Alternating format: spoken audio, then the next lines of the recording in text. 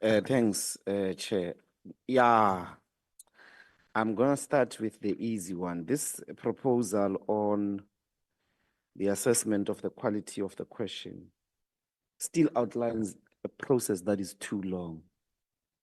And meaning you are not achieving the objective. We need a situation where the speaker makes a ruling that, and then, all we do is give the scope or the criterion that allows in as minimum a way as possible for an immediate determination of the quality of the answer. And in my view, we need an on-spot that, Minister, you are not answering the question. I'm ruling that you're not answering the question that is being asked. I'll give you an example. You ask about let's say the president is answering a question on Palestine. You ask the question about, this is a question about Palestine, Israel. And the president talks about Ukraine and says nothing about Israel, nothing about Palestine.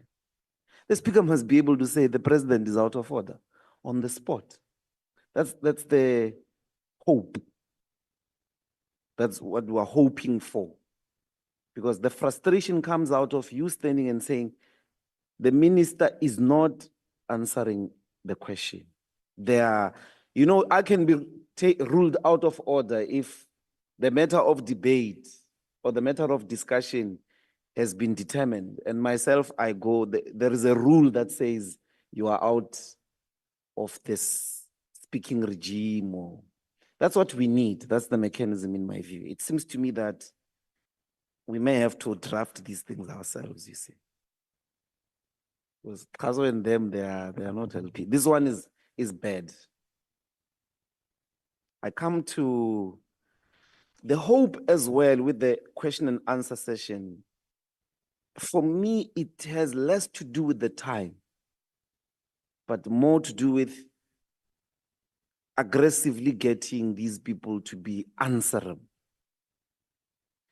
A rigorous process of holding them accountable. Where we, and Scopa there. Imagine a Scopa session with prepared prior questions that you're going to answer a question, Minister, on unemployment or on a specific audit outcome, whatever. He comes with a prepared answer, but we're able to get as qualitative and accountability out of him as possible. I'm really attracted to this interpolation question. In psycho, in Marxism, interpolation is a very interesting concept, actually. The element of, how should I put it, of surprise is at the core of this thing. That's what you need to revive. So the honorable member is correct. We must make a rule for inconsistent to what was the practice before COVID. Because this was about online engagements. You need that element of surprise, of like the minister not always reading, and possibly also members of parliament not always reading. That's number one. But I'm interested in the question and answer session completely becoming something like an interpolation. Before I saw this interpolation arrangement, my idea was, if possible, there are not decisions being taken in the National Assembly during questions, unless after, we do the rest of the other business. But normally the Wednesday gets given to question and answer. If possible, you can have 2-3 mini plenaries to interrogate, to get quality time with these people on the questions. And then you may have them as frequently as possible. Of a cabinet.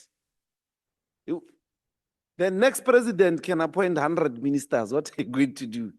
It's really less to do with quality time as in quality oversight.